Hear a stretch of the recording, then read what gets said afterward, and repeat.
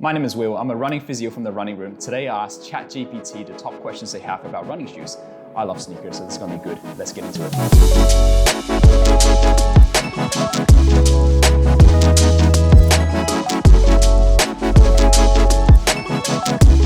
Okay, first question. What is the purpose of a carbon fiber plate in a running shoe? So in some running shoes, most often your race shoes would have a carbon fiber plate that runs along the full length of its midsole. The purpose of the carbon fiber plate is to increase the rigidity of the shoe and increases its energy return. Typically, racing shoes have a soft and squishy foam that compresses a lot and recoils when you push into it. The carbon fiber plate sits inside the midsole and adds to the stability of the midsole and adds to the rigidity of the midsole. So when a runner steps onto the ground, bends the carbon fiber plate that stores energy, and that carbon fiber plate releases energy and helps push you along where that energy return is going to take place. Not every single shoes would have a carbon fiber plate. Typically, they're reserved in your higher end racing shoes because carbon fiber plate can be quite expensive. The added energy return of the carbon fiber plate helps you perform that little bit more at race day, where the extra 1%, 2% makes a difference to shave seconds of the time in a race. There's early research in carbon fiber plates that shows that having a carbon fiber plate increases a person's running economy. So that's how much energy you need to exert to produce a given output. That's why one of the earlier types of race shoes, such as the Nike Vaporfly, they named it the Nike Vaporfly 4%, because early research has shown that the carbon fiber plate increases a person's running economy by roughly about 4%. So it means that you can expend 4% less energy to run at the same speed. Question number 2, what's the difference between race shoes and daily trainers? Now, as I said before, race shoes are shoes that typically come with a soft and responsive and squishy midsole, typically with a carbon fiber plate. Race shoes are a lot lighter than your daily trainers because having a lighter shoes means you can probably perform a little bit better on your race day. Shaving that little bit of weight makes a difference when you're trying to shave seconds off your time. So the upper material tends to be lighter and thinner, and therefore they're less durable. The midsole is often made out of a material that gives you a lot of energy return, but as a result, they're also not quite as durable as your typical daily trainer. But that's not their job, right? So their job is to help you perform your best on race days. So often they sacrifice a bit of durability to shave a bit of weight to improve the performance. Another area where they try to shave weight is they might use a thinner outsole rubber. One of the heaviest part of the running shoe is their outsole. So if they can shave a bit of outsole to shave a bit of weight, that then again is something that can help make the shoe a bit faster, a bit lighter on race day. Compare that to a daily trainer. These are your everyday workhorse that can do a bit of everything. So you can do your typical easy day runs, you can do your longer runs, you can do your tempo runs. Some people, you can also race in them, right? So these shoes are a lot more durable. They tend to be heavier. Their upper is made of a material that is thicker, more resilient, and it can last you longer. The midsole is still nice and supportive, but they might not be as light and springy and responsive as your race day shoes, but they're a lot more durable and they're meant to last you a lot more kilometers compared to a race shoe. The outsole might also be a bit thicker to add a bit more durability and a bit more grip. But then again, it does add to the weight of the shoe. But the purpose of the daily trainer is to make a shoe that can do a bit of everything, that's comfortable for all types of runs, and that's a good value for money that lasts you for a long time. So for most runners, you definitely need a good pair of daily trainers. There's also different types of daily trainers. For example, you have something like the Saucony Endorphin Speed, where there is a nylon plate inside the midsole. So it's not quite as rigid and responsive as a carbon fiber plate, but the nylon plate adds a little bit more energy return. It's a bit more durable than a carbon fiber plate, and it's a lot cheaper than a carbon fiber plate. So it's kind of in the in-between spot between a conventional daily trainer where there's no plate and a race shoe that's got a full-length carbon fiber plate. That's just somewhere in between where you can probably pick up the speed a little bit more. Some people can do a good race in them as well, especially if you're a beginner. For other runners, you might use that for your speedier sessions, your tempo sessions, or just day-to-day daily training as well. They can do a bit of everything. And lastly, if I talk about another type of daily trainer, you have something like your Max cushion shoe, for example, like these Asics Gel Nimbus.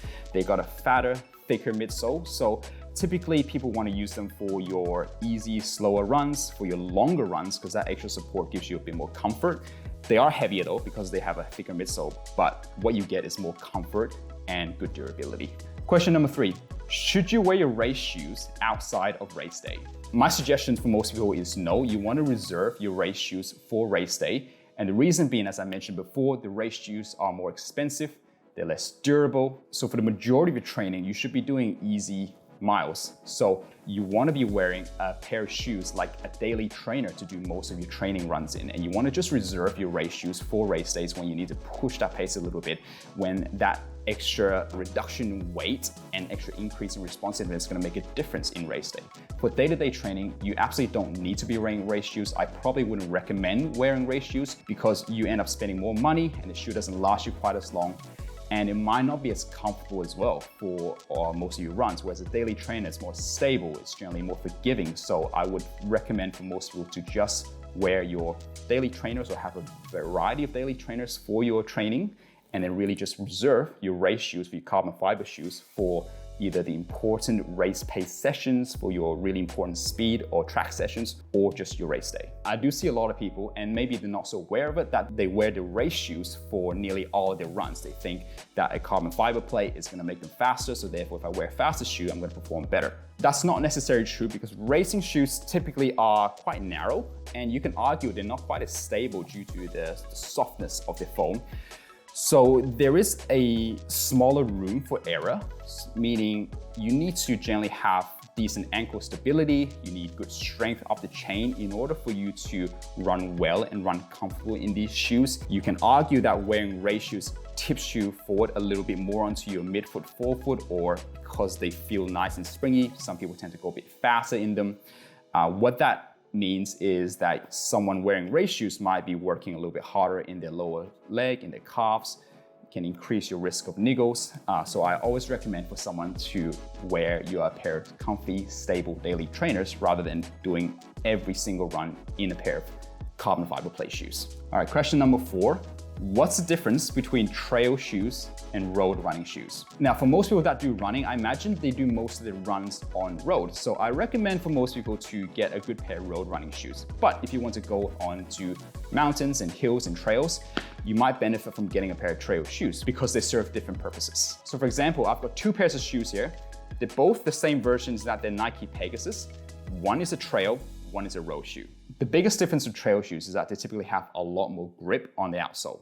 They have a thicker outsole that adds to the durability because the wear and tear on trail is greater on road compared to a road shoe. They have a slightly thinner outsole. The trail shoe typically has a wider midsole for added stability because obviously in trail, you're running on uneven ground, so that added stability is gonna help you move along. Whereas road shoe, they tend to run a little bit narrower compared to the trail shoe brother. Trail shoes might also be made of a thicker upper material for added durability. Sometimes they might reinforce the toe with a bit more rubber, so in case you kick a rock, it doesn't stub your toe. And trail shoes can sometimes come in a waterproof version, for example, like a Gore-Tex versions of the shoes where you can run in sort of a rainy day, you can run in muddy days without getting your socks wet. For most people, I do recommend just getting a pair of road shoes unless you're running in a city like London where it's always raining and the road can get a bit slippery, and especially some daily trainers don't have a very good grip. A trail shoe might be good options for you to feel a bit more secure while running on the road. Question number 5.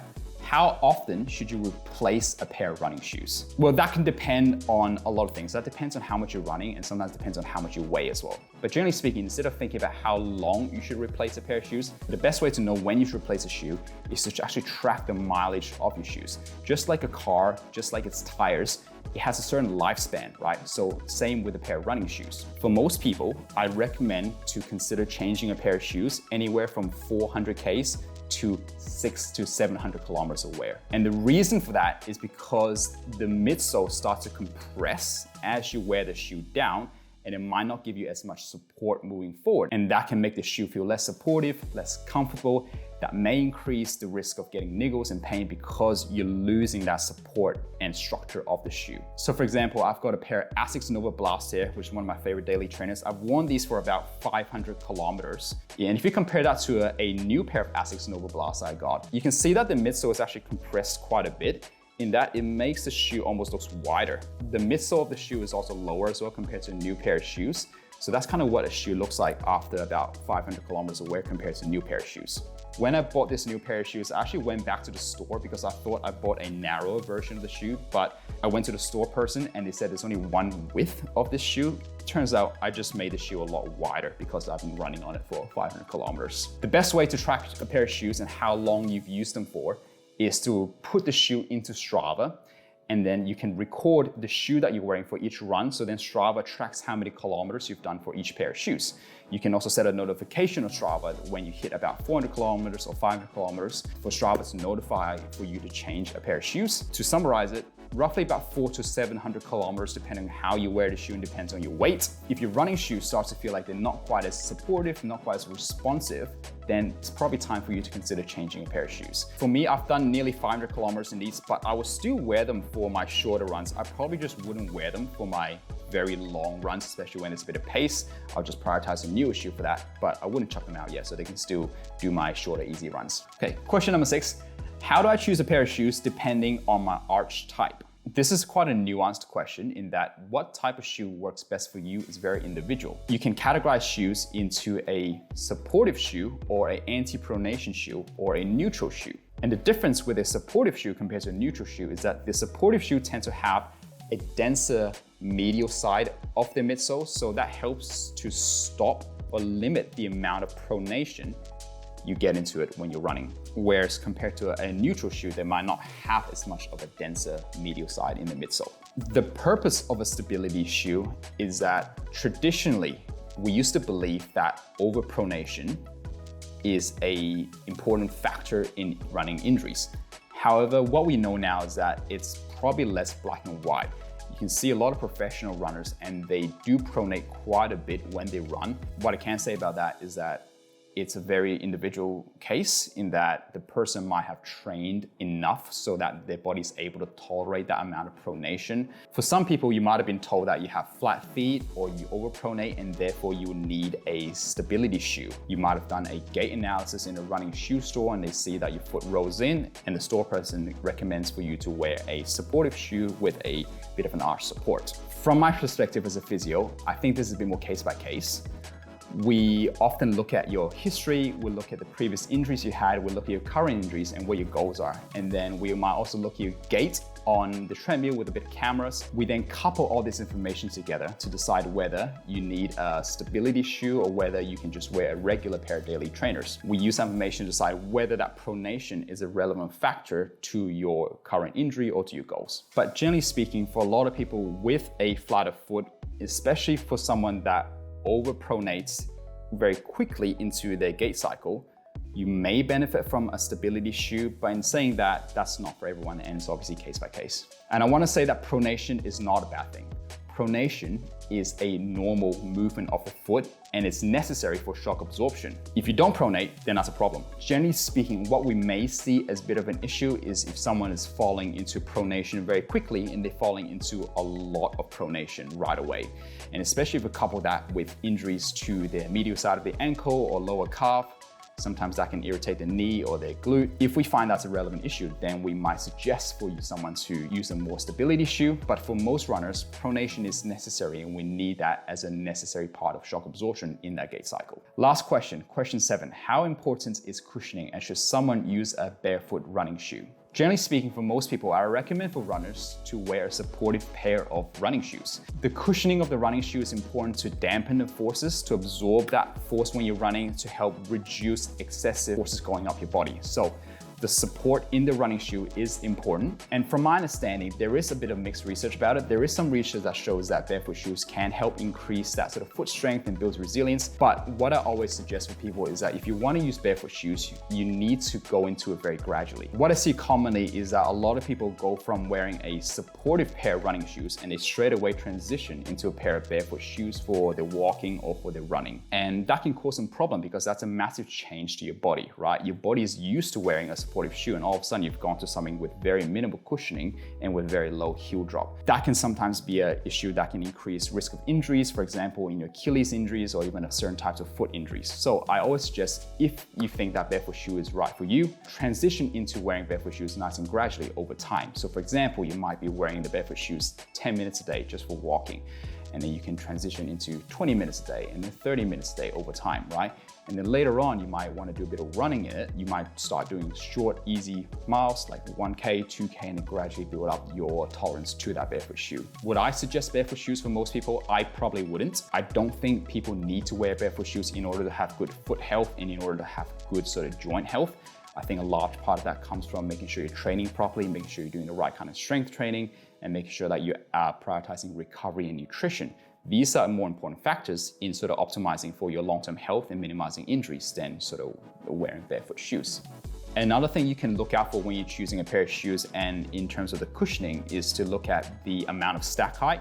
So that is how tall the cushioning is at the back and how tall the cushioning is at the front. For example, with the Asics Nova Blast 3, they have about 40 millimeters at the back and they have about 32 millimeters in the front. So there's 8 millimeters of heel to toe drop.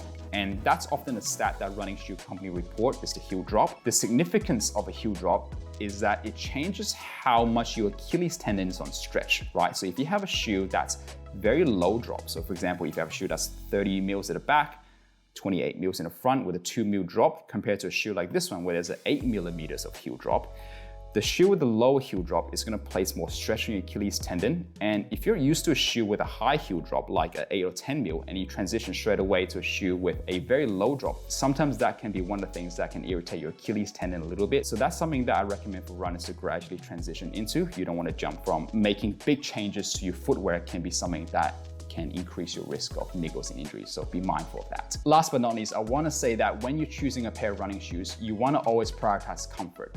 Comfort is number one. You need to find a pair of shoes that you can feel like you can wear for a long time without worrying about the shoe, without thinking about the shoe too much. So if you take anything away from this video, I want you to find a pair of shoes that you feel most comfortable in. So try on the shoes in a running store.